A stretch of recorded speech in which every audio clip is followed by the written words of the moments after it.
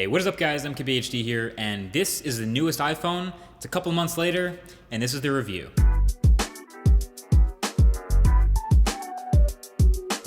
So believe it or not, this phone is about 4 months old already, which means a lot of you considering buying one have already made up your mind on that, but you definitely learn a lot from using a phone for a longer period of time. 4 months isn't even that long, it's just longer than I usually take to review things. But for me, at least, with 4 months, the honeymoon period is over. It's not brand new and shiny anymore. You got your fingerprints on it, you got your scratches on it, you've used it every day, and you really get to know it best. So first and foremost, even though this is the iPhone 7, even though this is supposed to be the bigger step forward in the tick-tock of Apple releases, 6, 6S, 7, 7S, this is still definitely a very familiar and very incremental upgrade to the previous iPhone again. It's a familiar iPhone. Same rectangle with the rounded corners for the design, same big forehead and chin with the home button, same seamless unibody metal industrial design again, and same scrolling pages of icons for iOS. So at its core, it's super easy to get used to, especially when you're coming from another iPhone just to pick up an iPhone 7. But that being said, there are plenty of little things and plenty of refinements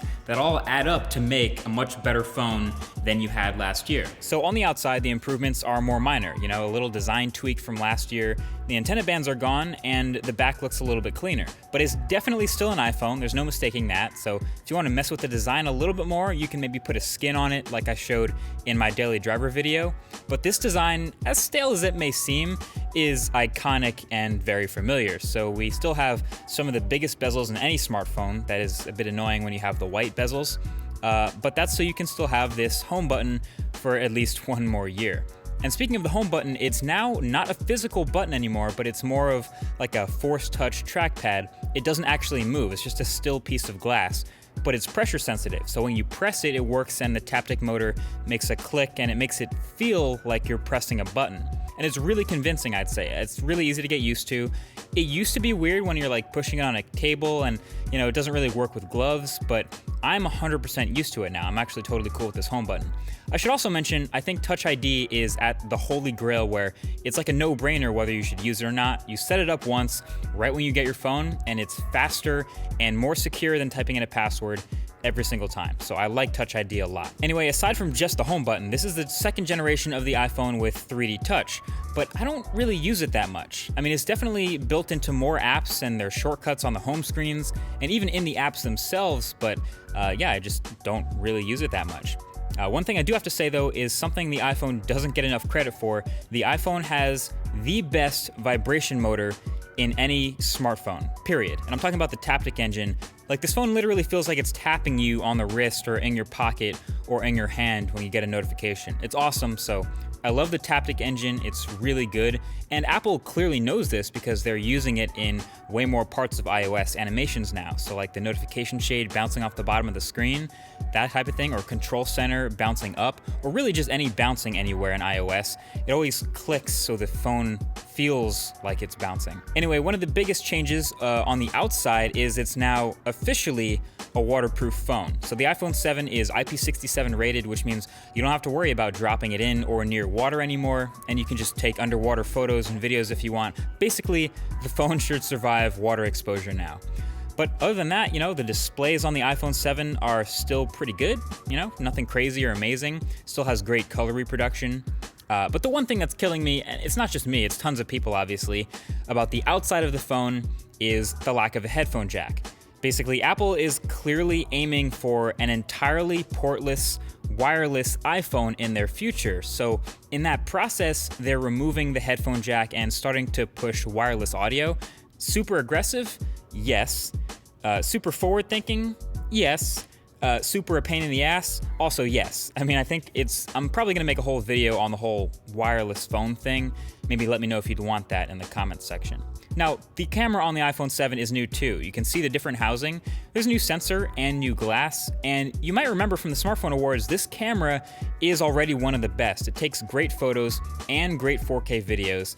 I think it might get the title of best low-light photo camera back. It was kind of close with Samsung, but the image processing from Apple has always been excellent. Autofocus is also extremely fast, and daytime photos look pretty damn good too, but it's by far the best video camera in any smartphone. I'll tell you that right now. I'll link below the video I shot entirely on this camera, But seriously, the 4K video from this sensor with the optical image stabilization and the big wide open aperture, honestly, sometimes you can't tell the difference from like a real dedicated mirrorless camera's footage. It's that good. Get a little depth of field going. I mean, it's awesome. Everything's there. Now, the iPhone 7 Plus has a second camera lens, as you already saw in my daily driver video, one regular camera, same as the smaller phone, and one telephoto lens at twice the focal length for that 2x optical zoom.